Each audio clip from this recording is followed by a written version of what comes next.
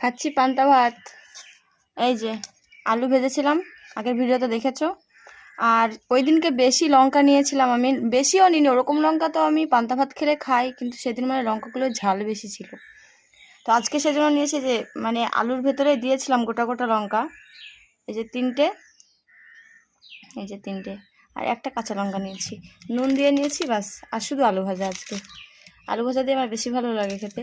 হ্যাঁ, আলু মাখাও ভালো লাগে, আলু মেখে রসুন দিয়ে পেঁয়াজ দিয়ে যদি মানে আলু সেদ্ধ করে রসুন দিয়ে পেঁয়াজ দিয়ে যদি মাখা যায় সেটাও আমার ভালো লাগে। আর আজকে শুধু আলু ভাজা। তবে এতটা ভাত হয়তো খেতে পারবো না, অনেকটা ভাত নেওয়া হয়ে গেছে। এরপরে হয়তো সবাই আমাকে বলবে পান্তা ভাত লাভার। অবশ্যই আমি পান্তা ভাত লাভার, এটা বলতে পারো, কোনো সমস্যা নেই আমার।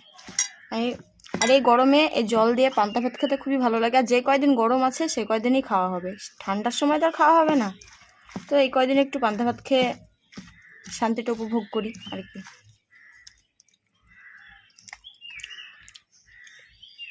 এই যে আলু,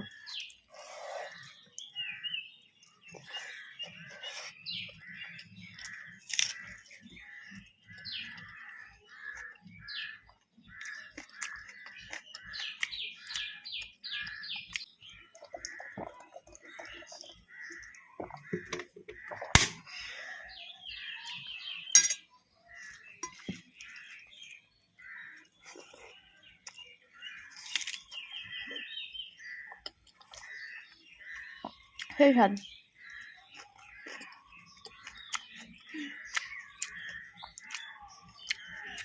কাঁচা লঙ্কার সেন্টটা খুবই ভালো লাগে, কিন্তু আমি শুকনো লঙ্কা খাই না, একটাও খাই না। কাঁচা লঙ্কা খাবো ঠিক আছে, কিন্তু শুকনো লঙ্কা খাবো না।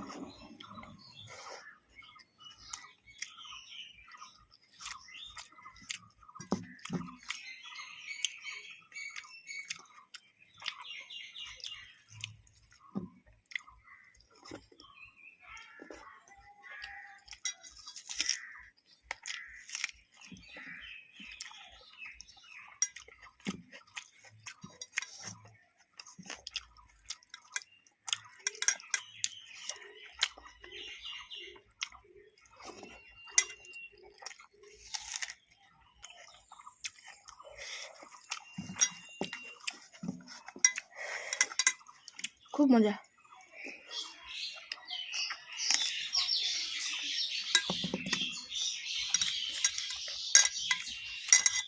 খুবই স্বাদ, খুবই।